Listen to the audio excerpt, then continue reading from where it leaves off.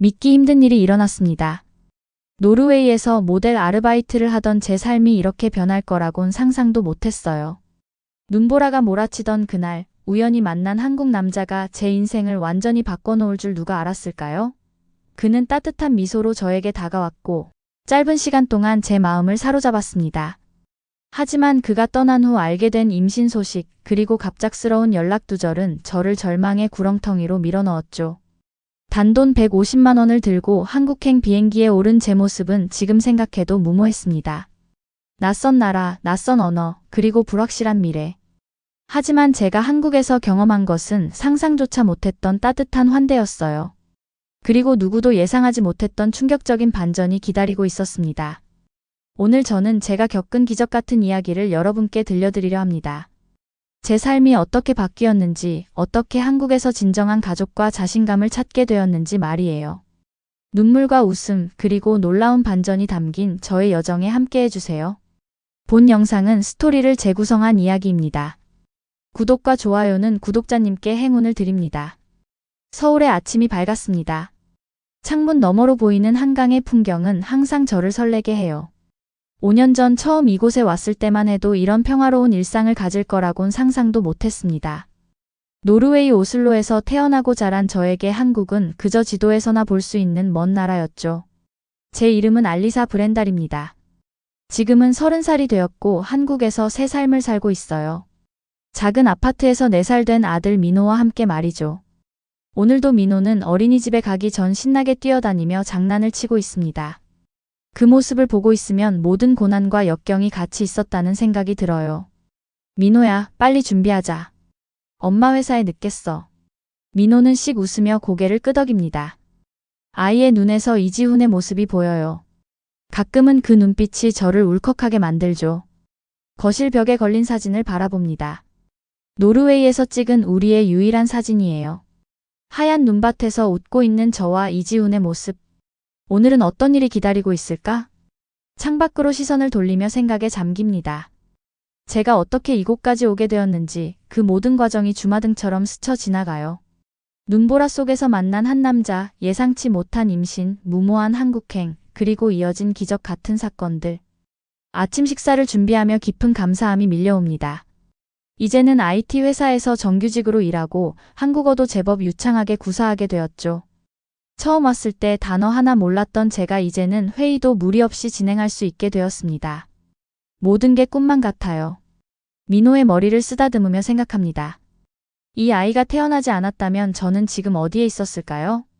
아마 노르웨이에서 여전히 불안정한 모델 일을 하며 미래를 걱정하고 있었겠죠. 하지만 운명은 저에게 전혀 다른 길을 준비해 두고 있었습니다. 엄마, 오늘 할머니 집 가요? 민호의 질문에 미소를 짓습니다. 할머니, 그러니까 이지훈의 어머니는 우리에게 천사 같은 존재가 되었어요. 그분이 없었다면 지금의 저희는 없었을 거예요. 그래, 오늘 퇴근하고 할머니 집에 갈 거야. 아침 준비를 마치고 민호의 손을 잡고 집을 나섭니다. 엘리베이터에서 만난 이웃 할머니가 민호에게 사탕을 건네며 웃음 짓습니다. 처음엔 낯설었던 이 문화가 이제는 저의 일부가 되었죠. 매일 아침 이렇게 출근길에 마주치는 이웃들과의 작은 교류가 제게는 큰 행복입니다. 지하철로 향하며 생각합니다. 5년 전 저는 어떻게 이 모든 것을 시작했을까요? 5년 전 겨울 노르웨이 오슬로는 극심한 추위와 눈보라가 휘몰아치고 있었습니다. 당시 저는 25살, 대학을 중퇴하고 모델 아르바이트로 간신히 생계를 유지하고 있었어요. 아버지는 중병으로 병원에 입원해 계셨고 의료비는 계속 늘어만 갔죠. 그날도 촬영을 마치고 집으로 돌아가는 길이었습니다. 갑자기 불어닥친 눈보라로 시야가 거의 보이지 않았어요. 겨우 버스 정류장 지붕 아래로 피했지만 너무 춥고 무서웠죠.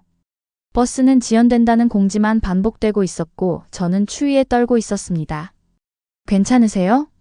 누군가 제게 말을 걸어왔어요. 고개를 들어보니 동양인 남성이 서 있었습니다. 친절한 미소와 따뜻한 눈빛이 인상적이었죠. 네, 그냥 버스를 기다리고 있어요. 하지만 계속 지연되네요. 그는 자신을 이지훈이라고 소개했습니다. 한국에서 온 22살 대학생이었죠. 졸업 여행으로 노르웨이를 찾았다고 했어요. 우리는 그 작은 버스 정류장 지붕 아래에서 대화를 나누기 시작했습니다. 그의 영어는 완벽하진 않았지만 충분히 의사소통이 가능했어요. 제 숙소가 근처예요. 차 한잔하고 가실래요? 이 날씨에 버스 기다리는 건 위험해 보여요. 보통 같았으면 낯선 남자의 제안을 거절했겠지만 그의 진심 어린 눈빛과 따뜻한 미소에 이상하게도 신뢰가 갔습니다. 게다가 날씨는 점점 악화되고 있었죠. 감사합니다. 그럼 잠시만요. 이지훈의 숙소는 작지만 아늑했어요. 그는 즉시 따뜻한 차를 준비해 주었고 심지어 한국에서 가져온 과자도 내어 주었죠. 우리는 서로의 나라와 문화에 대해 이야기했습니다. 그는 한국의 가족, 대학 생활, 그리고 미래 계획에 대해 열정적으로 이야기했어요. 졸업하면 IT 회사에 취업하고 싶어요. 한국은 기술이 정말 발전해 있거든요. 저는 제 이야기도 조금씩 나누었습니다. 모델 일이 얼마나 불안정한지, 아버지의 병환으로 인한 걱정들, 그리고 미래에 대한 불안함까지. 평소 낯선 사람에게 이렇게 속내를 털어놓는 경우가 없었는데 이지훈에게는 자연스럽게 마음을 열게 되었어요. 힘들겠네요. 하지만 알리사 씨는 강해 보여요. 분명 좋은 일이 있을 거예요. 그의 따뜻한 말에 가슴이 따뜻해졌습니다. 그날 밤 눈보라는 더욱 심해져서 결국 이지훈은 제가 집에 갈 수 있도록 택시비를 내주겠다고 했어요. 정말 고마웠죠. 내일도 만날 수 있을까요? 오슬로에 대해 더 알고 싶어요. 그의 질문에 망설임 없이 대답했습니다. 물론이죠. 그렇게 우리의 인연이 시작되었어요. 눈보라 속에서 만난 우연한 만남이 제 인생을 완전히 바꿔놓을 줄은 그때 전혀 몰랐습니다. 다음 날부터 저는 이지훈에게 오슬로의 명소들을 안내했습니다. 비겔란 조각공원, 오페라 하우스, 아케르스후스 성. 그의 여행 일정은 일주일 남짓이었지만 우리는 매일 함께 시간을 보냈어요. 처음에는 그저 친절한 가이드와 여행객의 관계였지만 점차 그 이상의 감정이 싹트기 시작했죠. 한국에서는 어떻게 데이트해요? 어느 날 궁금해서 물었습니다. 이지훈은 웃으며 대답했어요. 보통 카페에 가고 영화도 보고 한강에서 피크닉도 해요.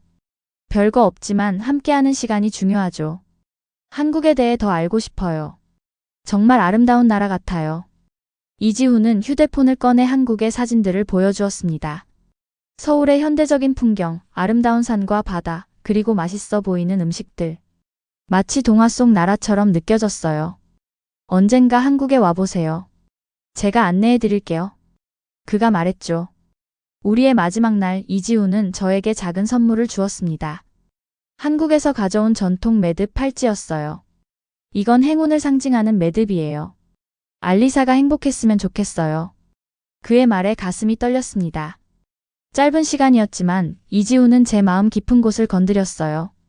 우리는 그날 밤 처음으로 키스를 나누었고 그의 숙소에서 마지막 밤을 함께 보냈습니다. 한국에 돌아가도 연락할게요. 꼭 다시 만나요. 공항에서 헤어질 때 이지훈은 그렇게 약속했어요. 저는 그를 믿었습니다. 우리는 이메일과 전화번호를 교환했고 소셜미디어에서도 친구를 맺었죠. 이지훈이 떠난 후 일상은 다시 시작되었지만 뭔가 달라졌어요. 매일 그와 메시지를 주고받으며 서로의 일상을 공유했습니다. 그는 한국에 돌아가 졸업 준비를 하고 있었고 저는 여전히 불안정한 모델 일을 계속하고 있었죠. 올 여름에 다시 오슬로에 갈 수 있을지 알아볼게요. 그의 메시지에 가슴이 설렜어요. 한 달이 지나고 두 달이 지나고 우리의 연락은 계속되었습니다. 이지훈은 졸업 논문으로 바쁘다고 했지만 항상 저를 잊지 않고 메시지를 보냈어요. 그리고 그로부터 약 8주 후 저는 이상한 징후를 느끼기 시작했습니다. 아침마다 느껴지는 메스꺼움, 비정상적인 피로감. 처음에는 단순한 감기라고 생각했어요. 하지만 증상이 계속되자 병원을 찾았고 그곳에서 저는 충격적인 소식을 듣게 되었습니다. 브렌달 씨 축하드립니다. 임신하셨어요.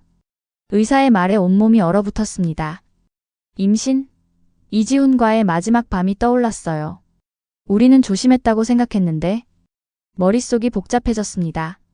이 사실을 이지훈에게 어떻게 알려야 할지, 앞으로 어떻게 해야 할지 막막했죠.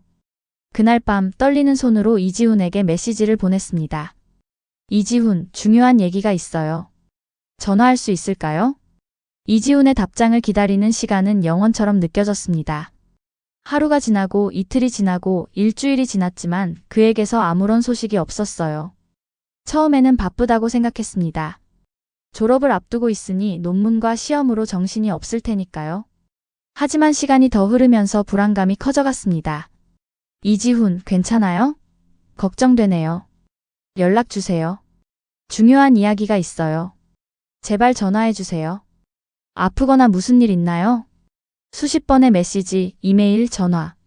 하지만 모든 것이 무응답이었습니다. 소셜미디어를 확인해 보니 그의 계정은 여전히 존재했지만 아무런 활동이 없었어요. 마치 세상에서 사라진 것 같았죠. 임신 사실을 알게 된 후 저는 혼란스러웠습니다. 낙태를 고려해 봐야 할까요? 아이를 혼자 키울 수 있을까요? 경제적으로도 불안정했고 아버지의 병원비도 부담스러웠어요. 하지만 무언가가 저를 막았습니다. 이 아이는 우리의 짧지만 특별했던 인연의 증거였으니까요. 결국 저는 아이를 지키기로 결심했습니다. 하지만 이지훈에게 이 사실을 알리고 싶었어요. 그에게는 알 권리가 있었고 저는 그가 어떤 결정을 내릴지 궁금했습니다. 임신 3개월이 되었을 때 저는 마지막 시도를 했어요. 이지훈이 공유했던 한국 주소로 편지를 보냈습니다. 이지훈에게 우리의 만남을 항상 소중히 생각해요. 하지만 당신에게 알려야 할 중요한 소식이 있어요. 저는 임신했어요. 당신의 아이를 가졌어요. 이 상황에서 당신이 어떤 생각을 하는지 알고 싶어요. 답장을 기다릴게요. 마이너스 알리사. 그리고 또 기다림의 시간이 시작되었습니다. 하지만 편지에 대한 응답도 없었어요. 점점 화가 나기 시작했습니다. 처음에는 이지훈을 걱정했지만 이제는 그가 저를 의도적으로 피하고 있다고 생각했어요. 책임을 회피하려는 것인지 아니면 처음부터 저를 진심으로 대하지 않았던 것인지 의문이 들었습니다. 임신 5개월 차, 배가 눈에 띄게 불러오기 시작했어요. 모델 일은 더 이상 할 수 없게 되었고 수입은 급격히 줄어들었습니다. 아버지의 상태도 호전될 기미가 보이지 않았죠. 인생이 나락으로 떨어지는 느낌이었어요. 어느 날 밤 절망감에 홀로 눈물을 흘리며 이지훈이 보여주었던 한국 사진들을 다시 보고 있었습니다. 그때 갑자기 미친 생각이 떠올랐어요. 한국에 가면 어떨까? 처음에는 스스로도 그 생각이 너무 비현실적이라고 여겼습니다. 낯선 나라, 언어도 모르고 이지훈을 찾을 확률도 낮을 텐데. 하지만 점점 그 생각에 사로잡혔어요. 이지훈을 직접 만나서 진실을 알아내고 싶었고 우리 아이에게도 아버지의 나라를 보여주고 싶었습니다. 저는 가지고 있던 모든 돈을 모았어요. 모델 일을 하며 모아둔 저축금과 생활비를 합쳐도 150만 원 정도밖에 되지 않았지만 결심했습니다. 한국행 비행기표를 예약했죠. 미쳤어, 알리사. 정말 미쳤어. 스스로에게 계속 말했지만 가슴속 어딘가에서는 이것이 옳은 결정이라고 느꼈습니다. 이지훈을 찾아야 했고 우리 아이의 미래를 위해 무언가를 해야 했으니까요. 비행기표를 예약하고 여행 비자를 신청했습니다. 90일 동안 한국에 머물 수 있는 비자였어요. 그 시간 동안 이지훈을 찾고 다음 계획을 세울 수 있을 거라 생각했습니다. 알리사, 정말 한국에 가는 거야? 친구 소피아가 걱정스럽게 물었어요. 네, 가야 해. 이건 나와 내 아이를 위한 거야. 모두가 저를 말렸지만 제 결심은 확고했습니다. 이미 돌아갈 수 없는 강을 건넌 느낌이었어요. 비행기에 오르는 순간까지도 제가 정말 미친 짓을 하고 있다는 생각이 들었습니다. 임신 6개월 차의 몸으로 단돈 150만 원을 들고 한 번도 가본 적 없는 나라로 향하는 것. 그것도 연락이 두절된 남자를 찾기 위해서요. 기내에서 창밖을 바라보며 불안과 두려움이 밀려왔습니다. 괜찮을 거야. 우리는 괜찮을 거야. 뱃속 아이에게 속삭이며 스스로를 안심시켰어요. 비행기는 12시간 동안 나라 인천국제공항에 도착했습니다.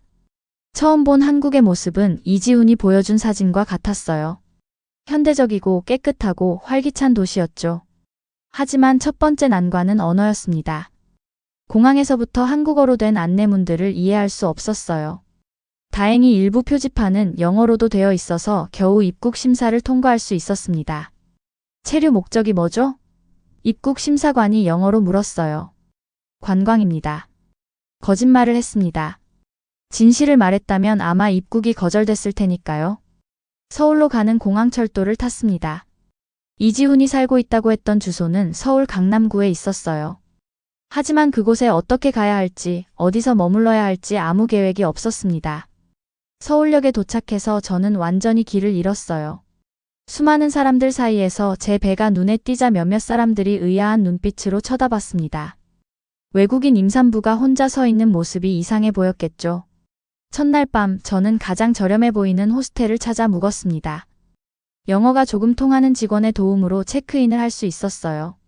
하지만 이대로는 돈이 빠르게 소진될 것이 분명했죠. 다음 날 아침 저는 이지훈의 주소를 찾아 나섰습니다. 지하철 노선도를 연구하고 영어로 된 지도 앱의 도움을 받아 겨우 그 동네에 도착했어요. 하지만 주소를 정확히 찾는 것은 또 다른 문제였습니다. 저기, 이 주소 좀 알려주실 수 있나요? 지나가는 사람들에게 종이를 보여주며 물었지만 대부분은 영어를 이해하지 못하거나 바쁘다며 지나쳤습니다. 몇 시간을 헤매다 결국 그 건물을 찾았어요. 아파트 단지였습니다. 이제 문제는 이지훈의 정확한 호수를 모른다는 것이었죠. 우편함을 확인해 보았지만 한국어로 된 이름들을 읽을 수 없었습니다. 결국 경비실을 찾아가 이지훈의 사진을 보여주며 설명하려 했어요. 하지만 언어 장벽은 너무 높았고 경비원은 제가 무슨 말을 하는지 이해하지 못했습니다. 좌절감에 눈물이 났습니다. 이게 얼마나 무모한 계획이었는지 실감했어요. 배는 점점 더 불러오고 돈은 줄어들고 이지훈을 찾을 실마리는 전혀 없었죠. 며칠이 지나면서 상황은 점점 더 절망적이 되어갔습니다. 호스텔비를 아끼기 위해 가장 저렴한 음식으로 끼니를 때웠고 때로는 한 끼를 건너뛰기도 했어요. 아이를 위해 좋지 않다는 걸 알았지만 선택의 여지가 없었습니다. 어느 날 한 카페에서 휴식을 취하며 다음 계획을 세우고 있었어요. 돈은 이제 얼마 남지 않았고 비자 기간도 점점 줄어들고 있었습니다. 그때 한 중년 여성이 제게 다가왔어요. 괜찮으세요? 많이 지쳐 보이네요. 그녀는 서툰 영어로 물었습니다. 저는 눈물을 참으며 고개를 끄덕였어요. 그녀는 제 옆에 앉아 따뜻한 차를 주문해 주었습니다. 한국에 왜 오셨어요? 친척이나 지인이 있나요? 질문에 갑자기 모든 감정이 북받쳤고 저는 울음을 터뜨렸습니다. 그 순간 저는 모든 것을 이 낯선 여성에게 털어놓기 시작했어요.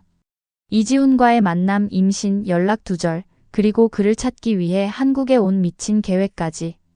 그녀는 놀란 표정으로 제 이야기를 듣더니 무언가를 결심한 듯 물었습니다. 혹시 그 사람의 사진이 있나요? 중년 여성에게 이지훈의 사진을 보여주자 그녀의 표정이 굳어졌습니다. 그녀는 한동안 말없이 사진을 쳐다보더니 깊은 한숨을 내쉬었어요. 이 사람, 제 아들이에요. 그 말을 듣는 순간 저는 귀를 의심했습니다. 이지훈의 어머니라고요? 이렇게 우연히? 세상에, 이건 정말 믿기 힘든 일이었어요. 정말이세요? 떨리는 목소리로 물었습니다. 그녀는 고개를 끄덕였어요. 제 이름은 김미영입니다. 지훈이는 제 아들이에요. 미영 씨는 잠시 생각에 잠기더니 결심한 듯 말했습니다. 우선 제 집으로 가요. 거기서 이야기를 더 나눠요. 저는 망설였어요. 낯선 사람을 따라가는 것이 위험할 수 있다는 것을 알고 있었지만 이 상황에서 다른 선택지가 있었을까요? 게다가 그녀에게서 이지훈과 닮은 눈매가 보였습니다. 미영 씨의 집은 제가 처음에 찾아갔던 아파트 단지와 같은 곳이었어요. 하지만 다른 동이었습니다. 그녀의 집에 들어서자 깔끔하고 아늑한 분위기가 저를 맞이했어요. 앉으세요. 차 한 잔 드릴게요. 그녀는 부엌으로 향했습니다.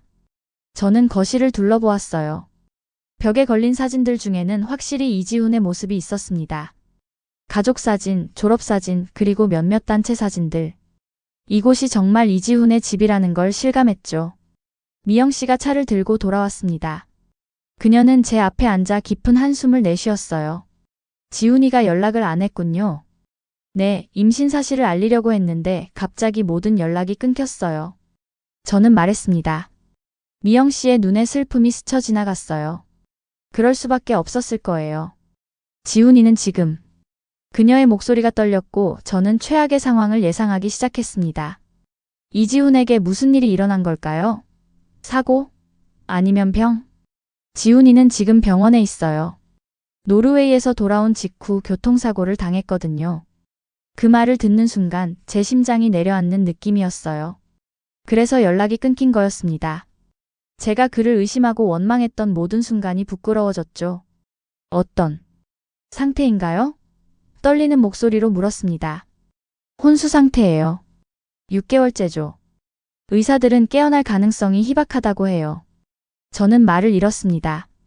모든 게 이해되기 시작했어요. 연락 두절, 무응답, 그리고 편지에 대한 답장도 없었던 이유. 제가 볼 수 있을까요? 미영 씨는 잠시 고민하더니 고개를 끄덕였습니다.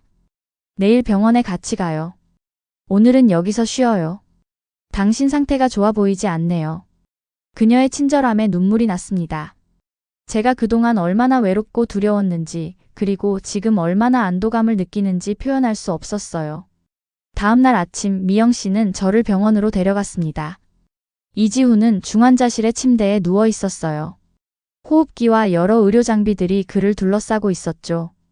그의 모습을 보는 순간 저는 무너져 내렸습니다. 이지훈, 미안해. 내가 더 일찍 왔어야 했는데. 미영 씨는 제 어깨를 토닥이며 위로해 주었어요. 당신 탓이 아니에요. 아무도 이런 일이 일어날 줄 몰랐으니까. 그날부터 저는 미영 씨의 집에서 지내게 되었습니다. 처음에는 임시적인 ARRA 엔그램 EMENT였지만 점점 더 오래 머물게 되었어요. 미영 씨는 제게 한국어를 가르쳐 주었고 저는 그녀의 집안일을 돕기 시작했습니다. 알리사, 아이는 언제 태어나나요? 어느 날 미영 씨가 물었어요. 약 2달 후요. 하지만 비자가 곧 만료돼요. 어떻게 해야 할지 모르겠어요. 미영 씨는 잠시 생각하더니 결심한 듯 말했습니다. 걱정 마요. 내가 도와줄게요. 지훈이의 아이니까 내 손주잖아요. 그 순간 저는 미영 씨가 저를 진정으로 받아들였다는 것을 느꼈습니다. 낯선 외국인 임산부를 자신의 가족으로 인정해준 그녀의 따뜻함에 깊은 감사를 느꼈어요. 시간이 흘러 출산 예정일이 다가오고 있었습니다. 미영 씨의 도움으로 저는 임신부를 위한 의료 지원을 받을 수 있었어요. 한국의 산부인과는 생각보다 훨씬 체계적이고 현대적이었습니다. 정기검진마다 의사들은 세세한 부분까지 챙겨주었고 초음파 검사도 노르웨이보다 자주 받을 수 있었어요. 한국의 의료 시스템은 정말 놀라워요. 미영 씨에게 말했습니다. 우리나라는 의료기술이 발달해 있어요. 특히 산모와 신생아 케어에는 더욱 신경 쓰죠. 그러던 어느 날 밤 갑작스러운 복통이 찾아왔습니다. 아직 예정일보다 3주 정도 빨랐어요. 처음에는 가진통이라 생각했지만 통증이 점점 심해지더니 갑자기 출혈이 시작되었습니다. 미영 씨, 뭔가 이상해요. 겁에 질려 소리쳤어요. 미영 씨는 즉시 119에 전화했고 구급차는 놀라울 정도로 빨리 도착했습니다. 저는 가장 가까운 대학병원 응급실로 이송되었어요. 태반 조기박리가 의심됩니다. 즉시 응급 제왕절개가 필요해요. 의사의 말이 흐릿하게 들렸습니다. 공포와 통증 속에서 저는 의식이 점점 흐려지고 있었어요. 미영 씨의 걱정스러운 얼굴이 마지막으로 보인 것 같았습니다. 알리사, 괜찮을 거예요. 의사들이 당신과 아기를 구할 거예요. 힘내요. 그 후의 기억은 단편적입니다. 수술실의 밝은 불빛, 의료진의 긴박한 목소리, 그리고 마취로 인해 천천히 사라지는 의식. 눈을 떴을 때 저는 중환자실 침대에 누워 있었습니다. 온몸이 아프고 무거웠어요. 곁에는 미영 씨가 지쳐 보이는 얼굴로 앉아 있었죠. 미영 씨, 아기는요? 간신히 말을 꺼냈습니다. 그녀의 얼굴에 미소가 번졌어요. 아들이에요. 에이네알 저울에 건강하게 3.2kg. 작지만 강한 아이예요. 신생아 중환자실에서 잘 돌봐주고 있어요. 안도의 한숨이 나왔습니다. 하지만 무언가 더 있었던 것 같아서 물었어요. 저는요? 뭐가 잘못된 거였나요? 미영 씨의 표정이 진지해졌습니다. 태반 조기박리였어요. 매우 위험했지만 의사들이 놀라운 실력을 발휘했어요. 당신과 아기 모두 살렸죠. 나중에 담당 의사가 상황을 자세히 설명해 주었습니다. 태반 조기박리는 매우 위험한 상태로 모체와 태아 모두에게 생명을 위협할 수 있다고 했어요. 제 경우는 특히 심각했고 대량 출혈이 있었지만 의료진의 신속한 대응과 수혈, 그리고 전문적인 수술 덕분에 위기를 넘길 수 있었다고 합니다. 노르웨이였다면 어땠을까요? 궁금해서 물었습니다. 의사는 솔직하게 대답했어요. 모든 나라가 의료 시스템이 다르니 단정할 수는 없지만 한국의 응급 대응 시스템과 산과 전문 의료 기술은 세계적으로도 인정받고 있습니다. 특히 이런 응급 상황에서의 신속한 대응이 생명을 구하는 결정적인 요소가 되죠. 병실에서 회복하는 동안 저는 매일 신생아 중환자실에 있는 아들을 보러 갔습니다. 처음에는 휠체어로, 나중에는 천천히 걸어서요. 작은 인큐베이터 안에 누워있는 그 작은 생명체는 너무나 소중했어요. 이름은 뭐라고 지을 거예요? 어느 날 간호사가 물었습니다. 저는 미영 씨를 바라보았어요. 그녀는 미소를 지으며 말했습니다. 한국 이름을 하나 지어주고 싶어요. 괜찮을까요? 물론이죠. 어떤 이름인가요? 민호. 이민호. 민은 민첩하고 영리하다는 뜻이고 호는 호랑이처럼 강하다는 의미예요. 우리 아이에게 어울릴 것 같아요. 그 이름이 마음에 들었습니다. 아이가 앞으로 건강하고 강하게 자라길 바라는 마음이 담긴 이름이었으니까요. 완벽해요. 이민호. 정말 좋은 이름이에요. 회복 과정은 쉽지 않았습니다. 대량 출혈로 인한 빈혈, 수술 후 통증, 그리고 처음 겪는 산후 우울감까지. 하지만 미영 씨와 병원 의료진의 지원 덕분에 조금씩 나아졌어요. 알리사, 당신은 정말 강한 사람이에요. 미영 씨가 종종 말해주었죠. 이런 상황에서도 포기하지 않고 여기까지 왔으니까요. 그 말이 저에게 큰 힘이 되었습니다. 아들 민호를 위해, 그리고 이지훈과의 약속을 지키기 위해 저는 더욱 강해져야 했으니까요. 퇴원 후 미영 씨의 집으로 돌아왔습니다. 이제 우리는 민호까지 포함한 세 식구가 되었어요. 처음 육아는 정말 힘들었습니다. 밤새 울어대는 아이, 수유와 기저귀 갈기의 연속, 그리고 여전히 회복 중인 제 몸 상태까지. 하지만 미영 씨는 놀라운 도움이 되어 주었어요. 그녀는 마치 자신의 아이를 돌보듯 민호를 사랑으로 돌봐주었고, 저에게는 한국식 산후조리법을 알려주었습니다. 이건 미역국이에요. 산모에게 좋아요. 매일 먹으면 회복이 빨라져요. 미영 씨가 끓여준 미역국은 처음에는 낯선 맛이었지만 점차 익숙해지고 좋아하게 되었어요. 그녀의 정성 덕분에 제 건강도 빠르게 회복되었습니다. 오늘은 민호와 함께 이지훈이를 보러 가요. 어느 날 미영 씨가 제안했어요. 민호가 태어난 후 처음으로 이지훈을 만나러 가는 날이었습니다. 병원에 도착해 중환자실로 들어갔을 때 가슴이 아팠어요. 이지훈은 여전히 의식 없이 누워 있었고 주변에는 기계들의 삐소리만 울려 퍼졌습니다. 이지훈, 우리 아들이에요. 민호라고 해요. 당신을 닮았어요. 아기를 조심스럽게 이지훈 옆에 두고 작은 손을 아빠의 손에 얹어주었습니다. 그 순간 믿을 수 없는 일이 일어났어요. 이지훈의 손가락이 미세하게 움직였습니다. 미영 씨, 보셨어요? 손가락이 움직였어요. 흥분해서 소리쳤습니다. 미영 씨도 놀란 표정으로 아들을 쳐다보았어요. 의사를 불러 상황을 설명했지만 그는 조금 회의적인 반응을 보였습니다.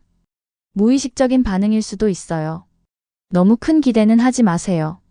하지만 우리는 희망을 놓지 않았어요. 그날 이후로 저는 민호를 데리고 더 자주 이지훈을 방문했습니다. 아기의 울음소리, 웃음소리를 들려주고 매일 있었던 일들을 이야기해 주었어요. 이지훈, 오늘 민호가 처음으로 뒤집기를 했어요. 당신 봤어야 했는데? 시간이 흐르면서 저는 점점 더 한국 생활에 적응해 갔습니다. 미영 씨 덕분에 한국어도 조금씩 배우게 되었고 한국 문화와 음식에도 익숙해졌어요. 특히 김치찌개와 불고기는 제 최애 음식이 되었죠. 미영 씨는 저에게 한국 요리도 가르쳐 주었습니다. 처음에는 어설펐지만 점차 한국 음식을 만드는 것이 즐거워졌어요. 김밥 말기, 불고기 양념하기, 그리고 김치 담그기까지. 모두 새롭고 흥미로운 경험이었습니다. 알리사, 너무 빨리 배우네요. 이제 한국 며느리 다 됐어요. 미영 씨가 웃으며 말했죠. 그 말에 가슴이 따뜻해졌습니다. 며느리라는 단어가 저에게 소속감을 주었어요. 비록 이지훈과 정식으로 결혼한 것은 아니지만 미영 씨는 저를 진정한 가족으로 받아들여 주었습니다. 민호가 100일이 되었을 때 미영 씨는 한국 전통대로 100일 잔치를 열어주었어요. 이웃들과 미영 씨의 친구들이 모여 민호의 건강을 축하해 주었죠. 그들은 저에게도 따뜻하게 대해 주었고 외국인으로서의 소외감을 느끼지 않게 해주었습니다. 알리사, 이제 어떤 계획이 있어요? 100일 잔치 후 미영 씨가 물었어요. 저는 한숨을 내쉬었습니다. 제 비자는 연장되었지만 언젠가는 결정을 내려야 했죠. 노르웨이로 돌아갈 것인지 아니면 한국에서 새 삶을 시작할 것인지. 아직 잘 모르겠어요. 이지훈이 깨어나길 기다리고 있어요. 하지만 현실적으로 생각해야 할 것 같아요. 직업도 필요하고 민호를 위한 안정적인 환경도 필요하니까요. 미영 씨는 잠시 생각하더니 말했습니다. 제 친구 중에 외국인들을 위한 취업 프로그램을 운영하는 사람이 있어요. 한번 알아볼까요? 당신은 영어도 잘하고 배움에도 열심이니까 기회가 있을 거예요. 그 제안이 새로운 가능성의 문을 열어주었습니다. 노르웨이로 돌아가는 것보다 이곳 한국에서 민호와 함께 새 삶을 시작하는 것이 더 좋은 선택일 수도 있겠다는 생각이 들었어요.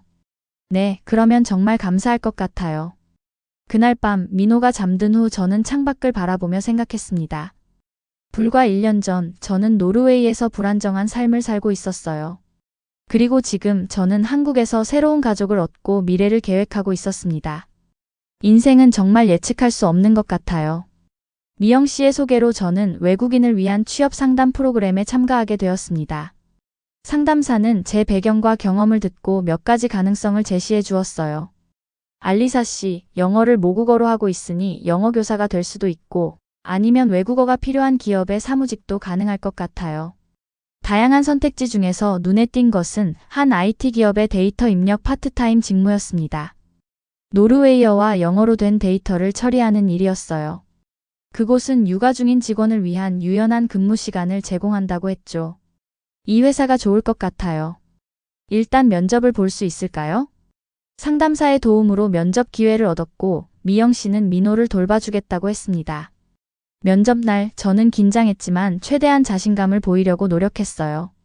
안녕하세요. 저는 알리사 브렌달입니다. 노르웨이에서 왔고 현재 한국에 거주하고 있습니다. 면접관은 제 특이한 배경에 흥미를 보였고 노르웨이어와 영어 실력을 테스트했습니다. 다행히 그 부분에서는 자신 있게 대답할 수 있었어요.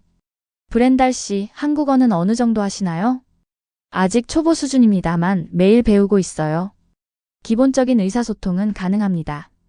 서툴지만 한국어로 대답했죠. 면접관이 미소를 지었습니다. 인상적이네요. 열정이 보입니다. 며칠 후 합격 통지를 받았어요. 주 3일 근무, 재택근무 가능한 파트타임 계약직이었습니다. 급여는 많지 않았지만 제가 독립적인 수입을 얻을 수 있는 첫 걸음이었어요. 미영 씨 합격했어요. 기쁨에 차서 알렸습니다. 알리사, 정말 축하해요. 당신의 노력이 빛을 발했네요. 일을 시작하면서 저는 새로운 도전에 직면했어요. 회사 시스템을 배우고 한국 직장 문화에 적응하는 것이 쉽지 않았습니다. 하지만 동료들은 대부분 이해심 많고 도움을 주려 했죠. 브렌달 씨, 이 부분은 이렇게 처리하면 더 효율적이에요. 선임 직원이 조언해 주었습니다. 저는 열심히 배우고 노력했어요. 실수도 많이 했지만 그때마다 더 나아지려고 애썼습니다.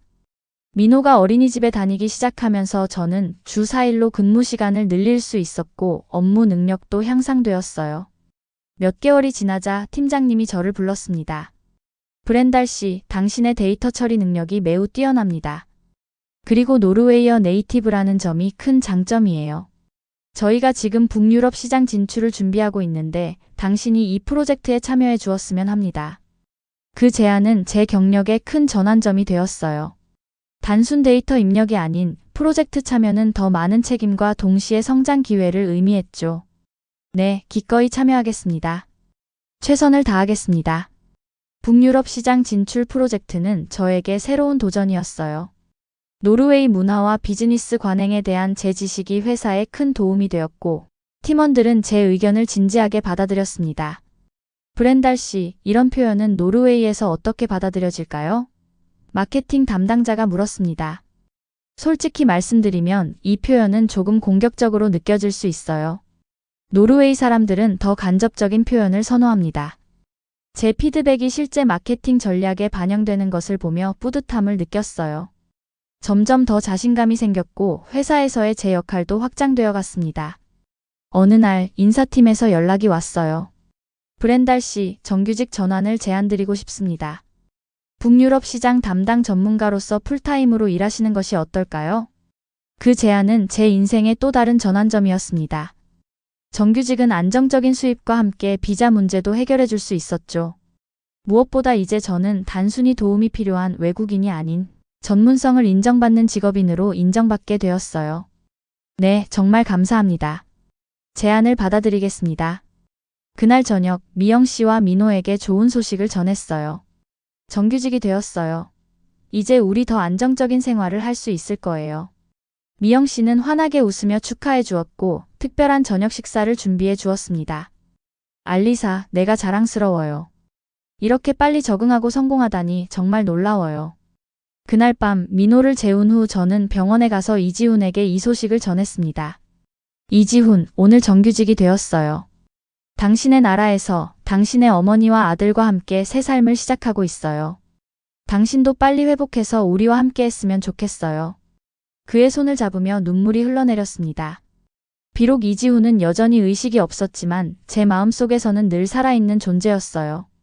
그리고 저는 그와 민호를 위해 더 강해지고 있었습니다. 정규직으로 일하게 되면서 저의 생활은 더욱 안정되었습니다. 이제 제 수입으로 생활비의 대부분을 충당할 수 있었고 미영 씨에게 의존하는 부담도 줄어들었어요. 민호는 어린이집에 잘 적응했고 이제 3살이 되어 말문도 트이기 시작했습니다.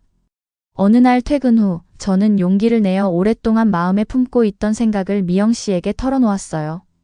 미영 씨, 제 어머니 얘기를 한 적이 없는데 사실 어머니는 노르웨이에서 알코올 중독으로 힘들게 지내고 계세요. 미영 씨는 놀란 표정으로 저를 바라보았습니다. 아버지가 돌아가신 후 어머니는 우울증에 빠져 술에 의존하기 시작했어요. 제가 한국으로 떠날 때도 상태가 좋지 않았죠. 가끔 연락은 하지만 점점 더 나빠지는 것 같아요. 미영 씨는 따뜻하게 제 손을 잡아주었어요. 왜 더 일찍 말하지 않았어요? 가족은 서로 도와야 하는 거예요. 미영 씨께 더 부담을 드리고 싶지 않았어요.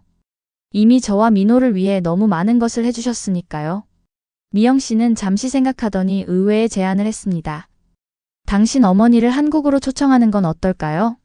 잠시 머물면서 치료도 받고 손자도 만나고. 그 제안에 놀랐지만 마음 한구석에서는 희망이 피어났어요. 어머니를 다시 만나고 싶었고 민호에게 할머니를 소개해주고 싶었습니다. 정말 가능할까요? 어머니는 한국어도 모르고 여행도 거의 안 해봤어요. 게다가 알코올 중독 치료는 한국에는 좋은 중독 치료 프로그램들이 많아요. 그리고 언어는 문제가 되지 않아요. 우리가 도울 수 있으니까. 미영 씨의 확신에 찬 목소리에 저는 용기를 얻었습니다. 그날 밤 어머니에게 전화를 걸었어요. 처음에 어머니는 망설였지만 손자 이야기에 마음이 움직였습니다. 민호를 만나보고 싶구나.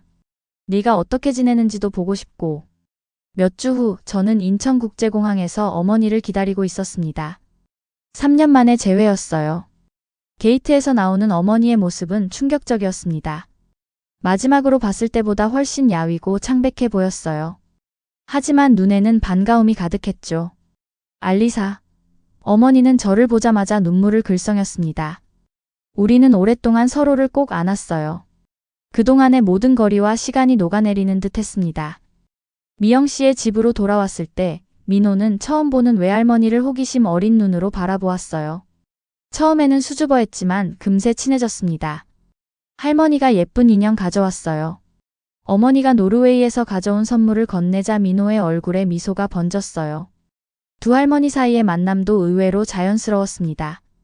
언어는 통하지 않았지만 손자를 사랑하는 마음은 같았죠. 미영 씨는 정성스럽게 노르웨이 요리를 배워 어머니를 위해 요리해 주었고 어머니도 그 마음에 감동받았어요. 어머니의 한국 방문은 3개월로 계획되어 있었습니다.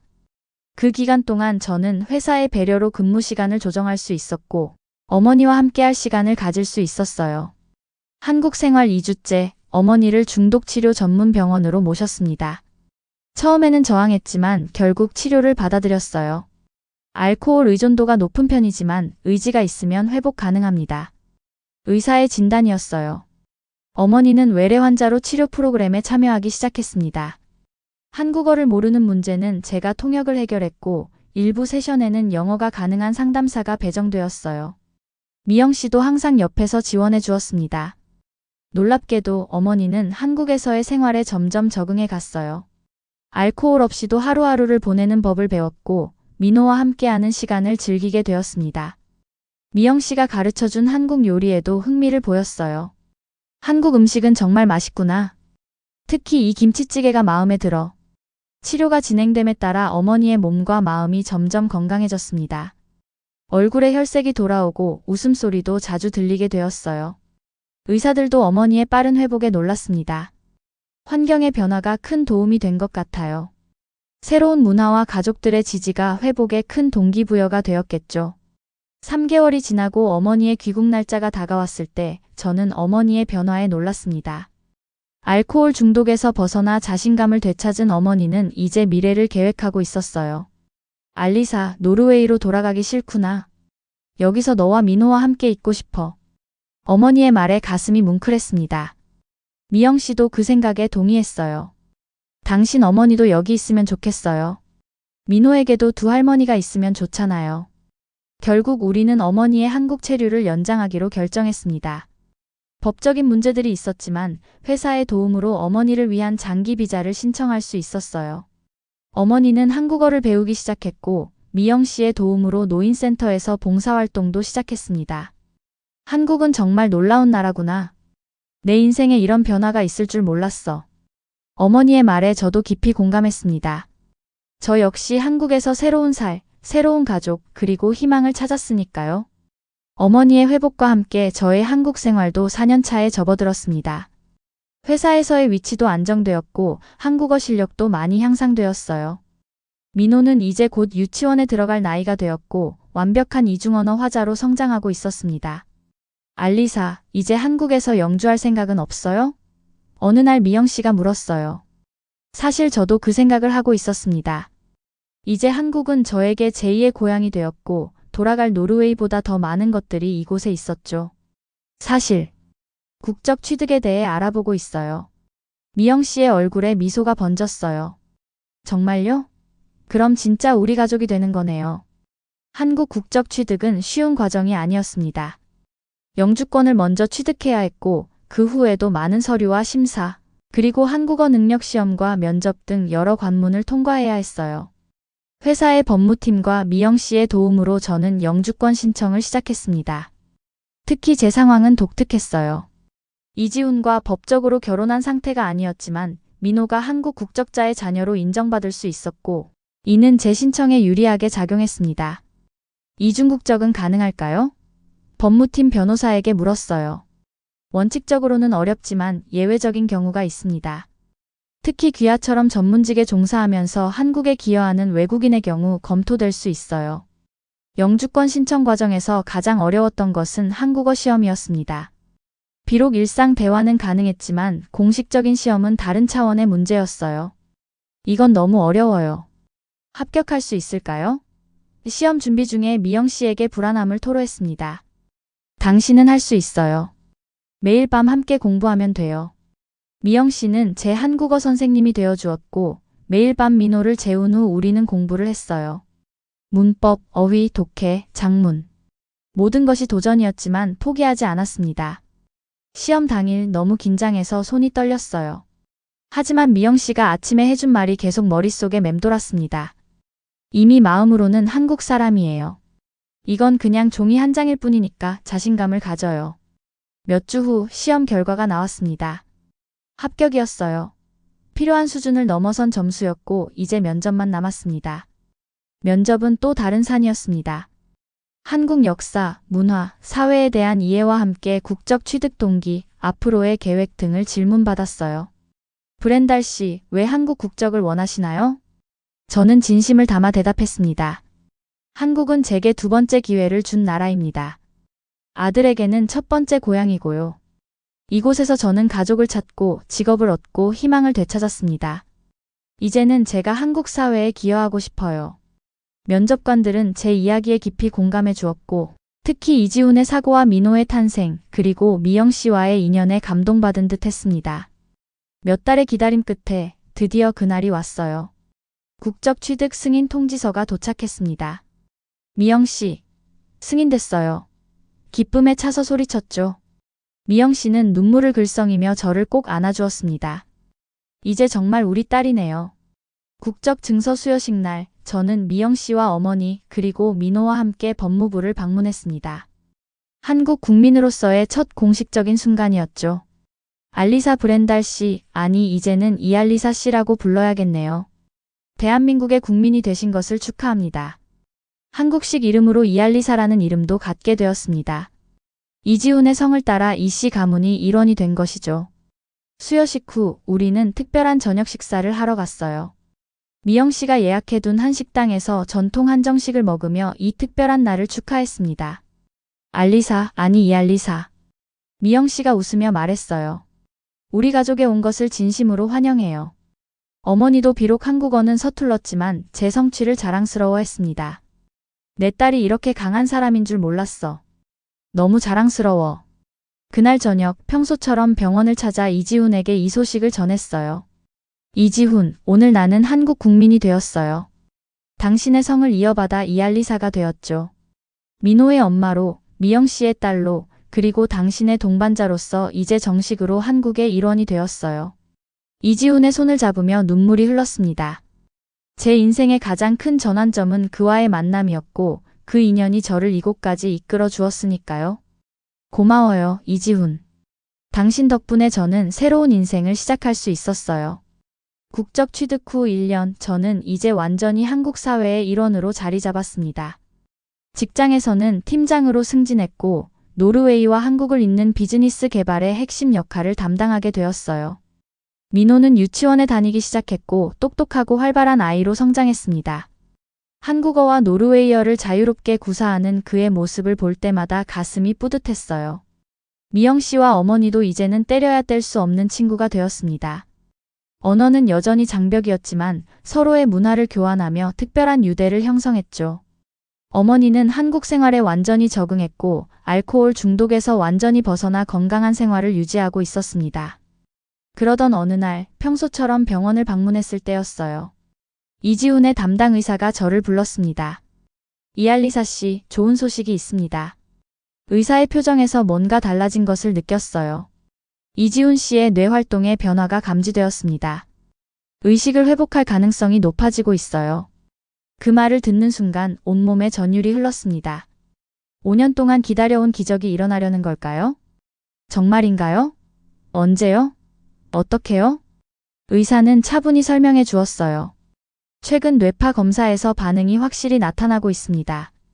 특히 당신과 민호가 방문할 때 더 활발해진다고 간호사들이 보고했죠.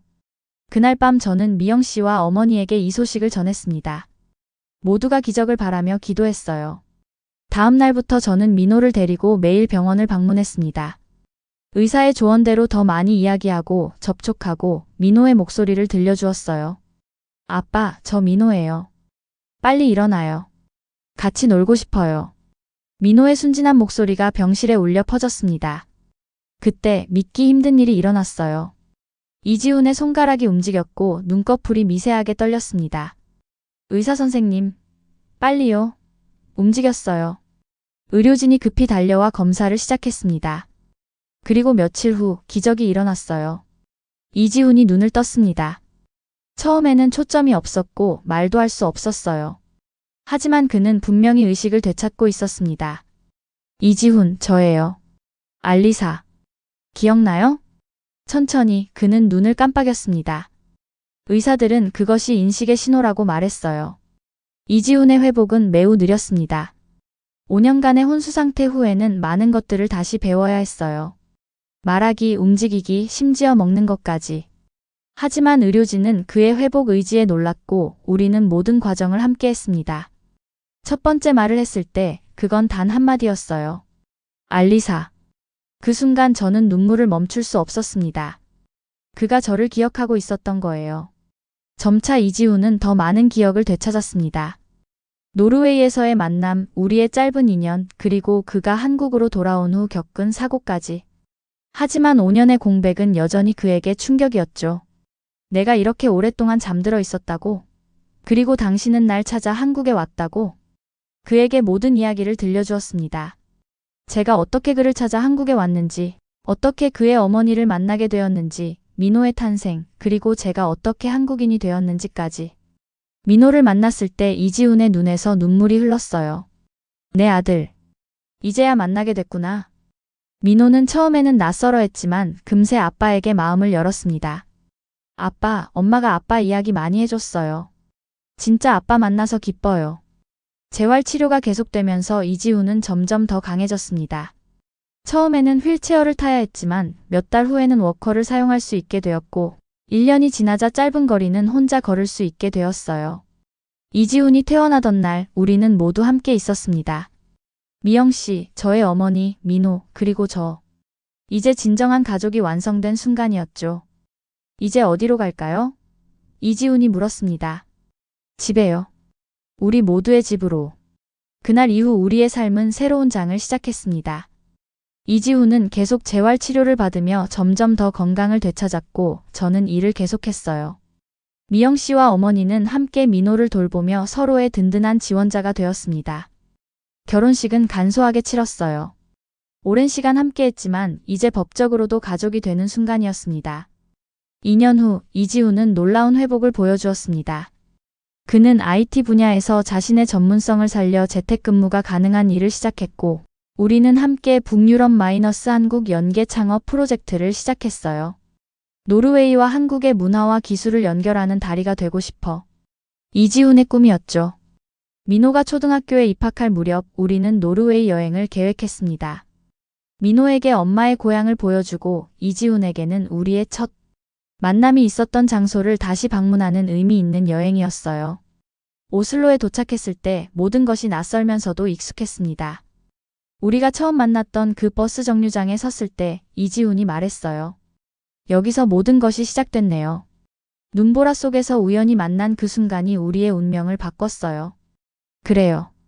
그리고 그 눈보라가 우리를 이렇게 아름다운 곳으로 이끌었죠. 민호는 눈 위에서 뛰어놀며 즐거워했고 어머니는 오랜만에 고향을 방문한 감격에 눈물을 흘렸습니다. 미영 씨는 처음 방문한 노르웨이의 아름다움에 감탄했고요. 여행 마지막 날 우리는 함께 오슬로 피요르드를 바라보며 서 있었습니다. 알리사, 아니 이알리사. 이지훈이 제 손을 잡으며 말했어요. 당신이 그날 용기를 내지 않았다면 우리는 지금 여기 없었을 거예요. 당신의 용기가 우리 모두를 구했어요. 아니에요. 우리 모두가 서로를 구했어요. 당신의 따뜻함, 미영 씨의 사랑, 민호의 탄생, 그리고 어머니의 회복까지. 우리는 서로에게 기적이었어요. 노르웨이에서 돌아온 후 우리의 삶은 더욱 풍요로워졌습니다. 이지훈과 저는 함께 일하며 사업을 성장시켰고 민호는 학교에서 두각을 나타내기 시작했어요. 두 할머니는 여전히 서로의 든든한 친구이자 민호의 사랑받는 할머니들이었습니다. 오늘 서울의 아침의 창밖을 바라보며 저는 생각합니다. 8년 전 단돈 150만 원을 들고 무모하게 한국행 비행기에 올랐던 그 젊은 여성이 지금의 저를 볼 수 있다면 무엇이라고 생각할까요? 아마 놀라워할 것 같아요. 하지만 동시에 자랑스러워할 것 같기도 합니다. 왜냐하면 저는 두려움을 극복하고 낯선 곳에서 새로운 삶을 만들어냈으니까요. 그리고 그 과정에서 진정한 가족과 행복을 찾았으니까요. 눈보라 속에서 시작된 우리의 인연은 이제 햇살 가득한 아름다운 이야기가 되었습니다. 그리고 우리의 여정은 아직 계속되고 있어요. 엄마, 학교 갈 시간이에요. 민호의 목소리에 생각에서 깨어납니다. 이지훈은 이미 아침 식사를 준비하고 있고 창밖으로는 서울의 아침이 밝아오고 있어요. 네, 가자. 오늘도 좋은 하루가 될 거야. 그리고 저는 확신합니다. 모든 도전과 어려움을 넘어 우리는 함께 기적을 만들어냈고 앞으로도 계속 만들어 나갈 것입니다. 이것이 제가 한국에서 찾은 새로운 삶, 제 인생의 기적입니다.